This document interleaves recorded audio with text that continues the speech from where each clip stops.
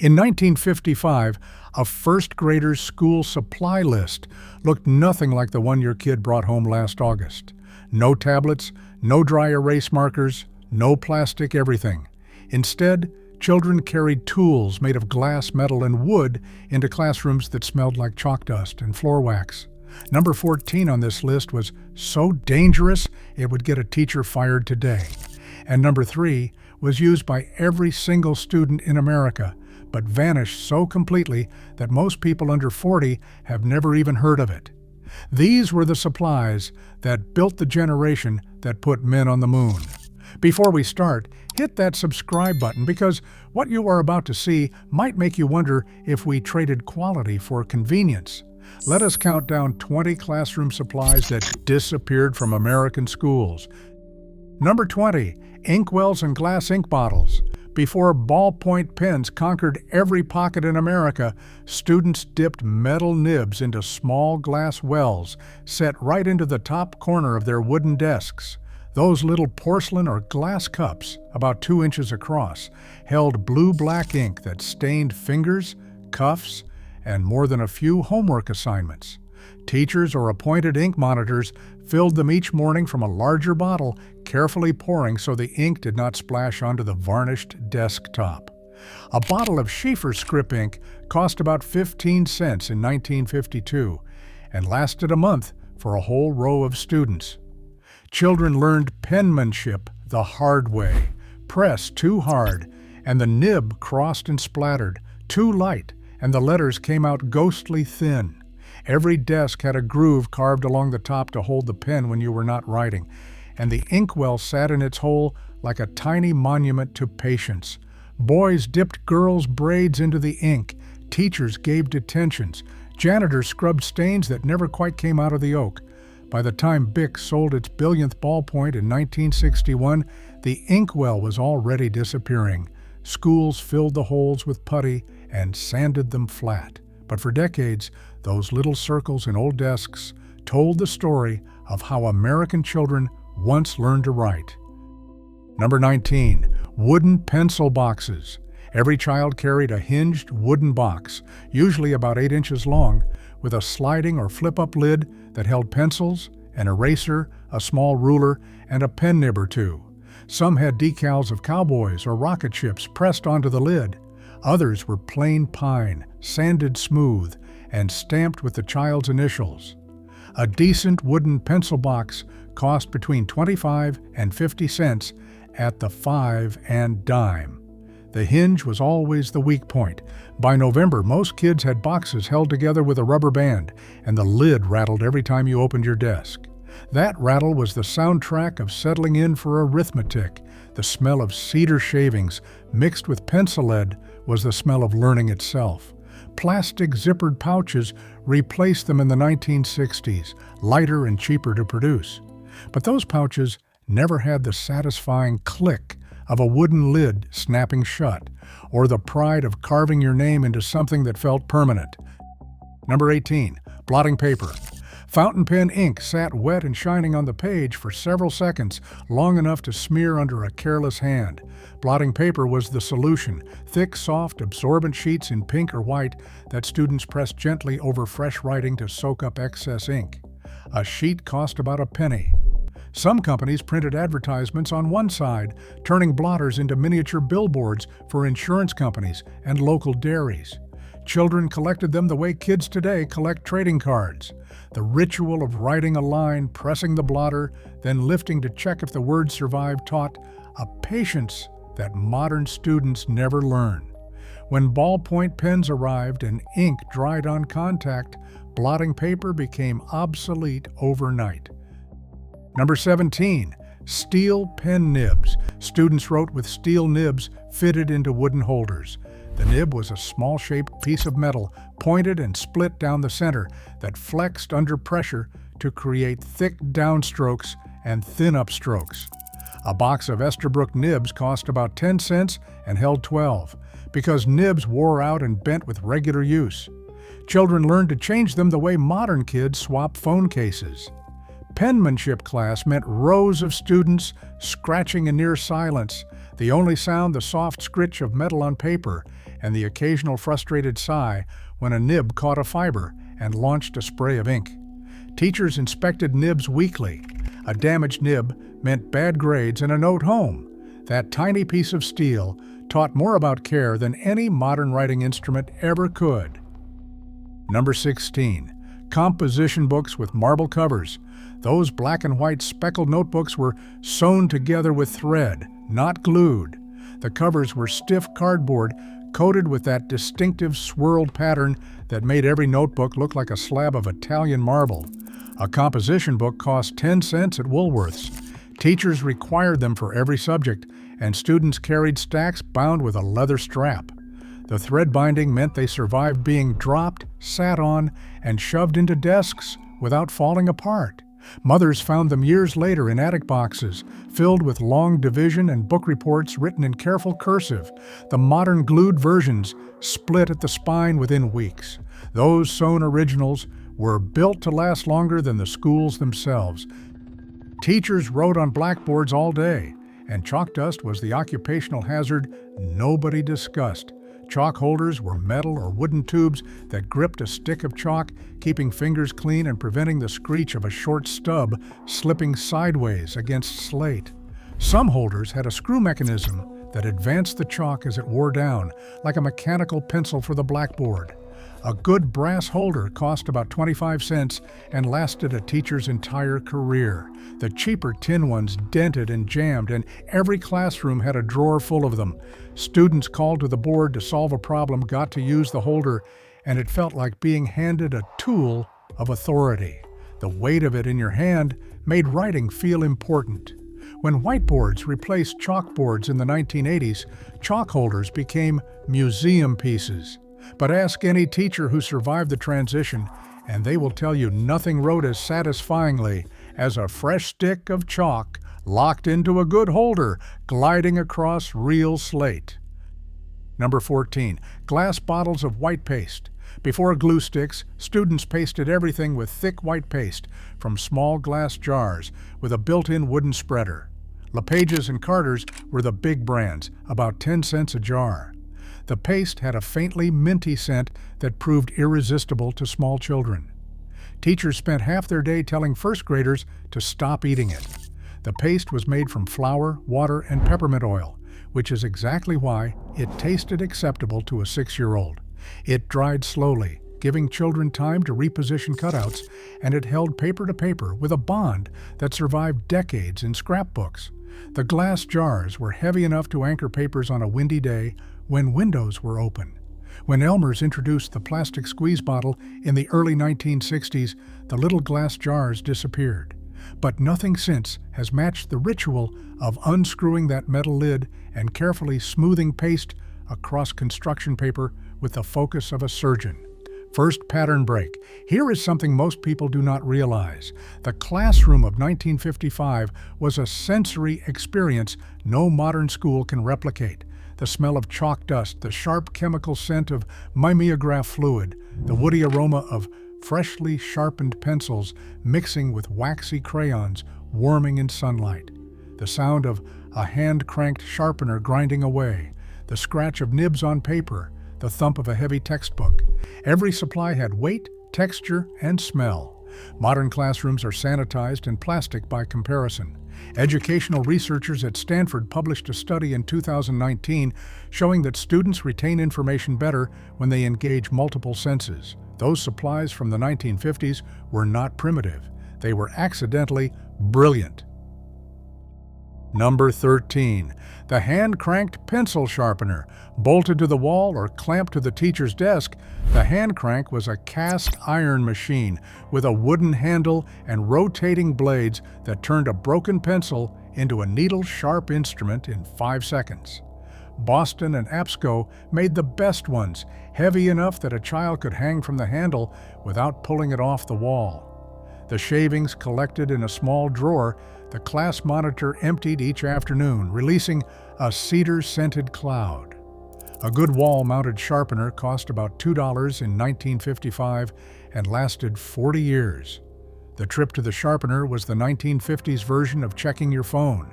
Students who needed a break, announced their pencil was dull, walked over, ground it to a stub, and walked back slowly. Teachers knew the trick and limited trips to twice per day. The electric sharpeners that replaced them were louder, less reliable, and could eat a pencil to nothing in 3 seconds. None had the satisfying precision of that old iron crank. Slide rules. Before calculators, students solved complex math with a wooden or bamboo ruler that slid along a central track. It could multiply, divide, find square roots, and calculate logarithms without a battery. A basic Pickett or K&E student model cost about $3. Learning to use one meant understanding relationships between numbers in a way pressing buttons never teaches. You had to estimate your answer first because the slide rule gave you digits but not the decimal place. That built mathematical intuition modern students do not develop. NASA engineers who calculated trajectories for Mercury used slide rules. When Texas Instruments introduced the pocket calculator in 1972, the slide rule vanished from classrooms in under 5 years, the fastest extinction of any school supply in American history. Number 11, penmanship practice paper. Wide-ruled was not wide enough for learning cursive. Schools in the 1950s used special paper with a solid baseline, a dashed midline, and a solid top line, creating a guide that showed exactly how tall each letter should be. Lowercase letters touched the midline, capital letters reached the top, descenders like G and Y dropped below the baseline. A tablet cost about 5 cents, and students went through several each year. The Palmer method was the standard, and alphabet charts hung above the blackboard showing the ideal form of every letter. Students spent entire periods filling pages with loops and strokes, training muscle memory until cursive flowed naturally.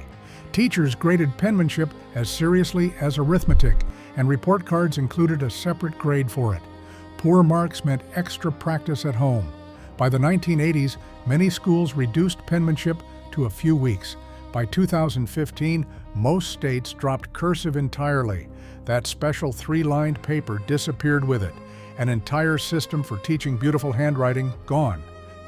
Number 10, metal protractors and compasses. Geometry meant a flat tin case that snapped open to reveal a heavy steel compass with a sharp point, a metal protractor etched with degree markings, and a small ruler. A Stettler or Helix set cost about $1. The compass point was sharp enough to draw blood. It frequently did. Boys jabbed each other under the desk. Teachers confiscated compasses regularly, then handed them back for the next lesson. The metal protractor had heft and precision, and the etched lines never wore off. When schools switched to plastic sets in the 1970s, the precision dropped and so did the danger. But a metal compass in a tin case felt like a real tool. The plastic replacements felt like toys. Second pattern break, the shift from durable supplies to disposable ones, was not driven by safety or convenience. It was driven by profit. A cast iron sharpener lasted decades. A plastic electric one broke every 2 years. A wooden pencil box lasted through elementary school. A plastic pouch lasted 1 semester. The school supply industry figured out what every industry figures out. You make more money selling things that break. The 1950s classroom was filled with tools built to last because families could not afford to replace them. That durability was not a feature. It was a necessity born from post-war thrift. And every time a district switched from metal to plastic, from permanent to disposable, somebody's quarterly earnings went up. Number 9, the mimeograph machine. Before photocopiers, teachers made copies on a mimeograph with a rotating drum filled with purple ink. Pages came out damp and slightly blurred, covered in that distinctive purple that smelled sweet, sharp, and vaguely chemical. Students pressed freshly printed worksheets to their faces and inhaled deeply. It was the classroom drug of the 1950s. A mimeograph cost about $50, and the stencils were delicate. One mistake meant starting over. Teachers who typed a clean stencil on the first try were legends. The smell meant a test was coming or a holiday word search was on the way. Xerox killed the mimeograph in the 1970s. Cleaner copies, no smell, no purple fingers. But ask anyone who went to school before 1975, and they will tell you they can still smell that ink right now.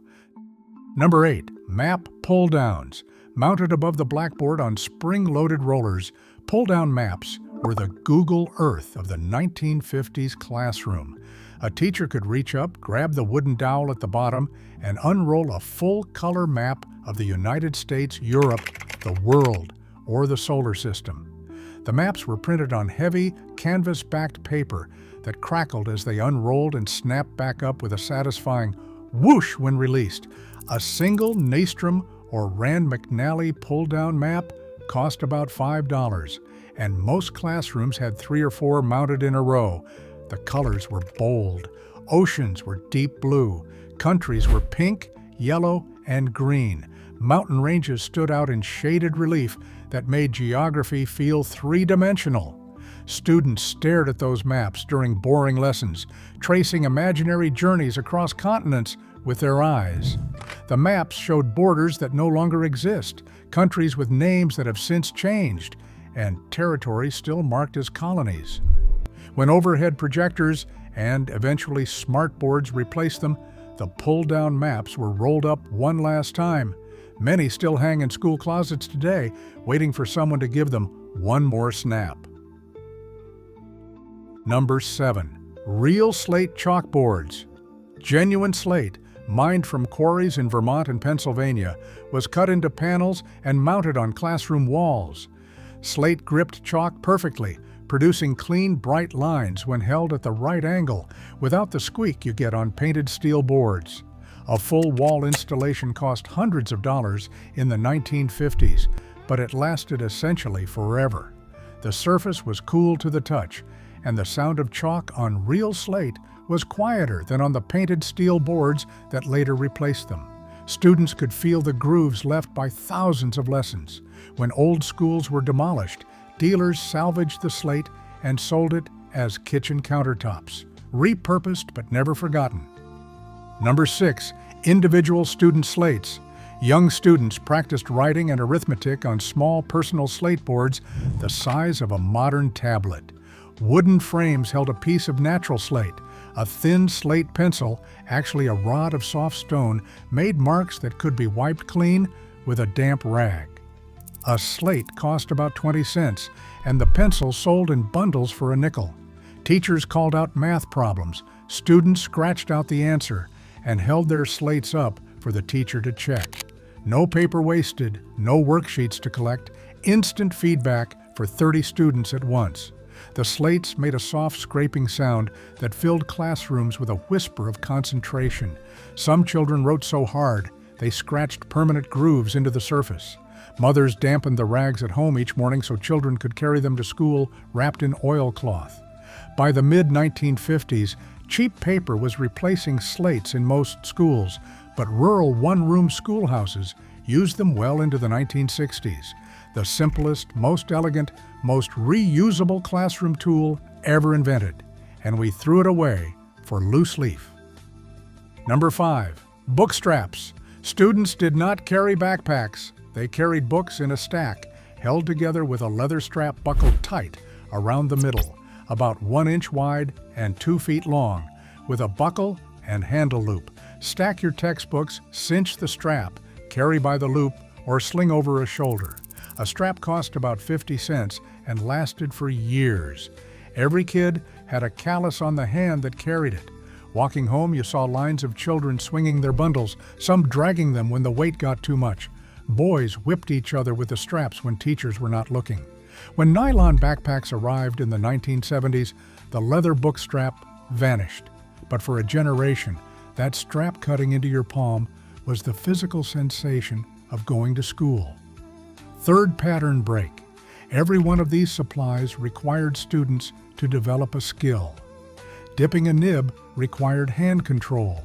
Using a slide rule required mathematical reasoning. Sharpening on a hand crank required patience. Even carrying a book strap required balance. Modern supplies are designed to eliminate difficulty. Pens that never smudge, calculators that never miscalculate, backpacks that distribute weight so you never feel it. We removed every obstacle between the student and the task, and in doing so, we may have removed the part of learning that mattered most. The struggle. Number 4, rubber fingertips.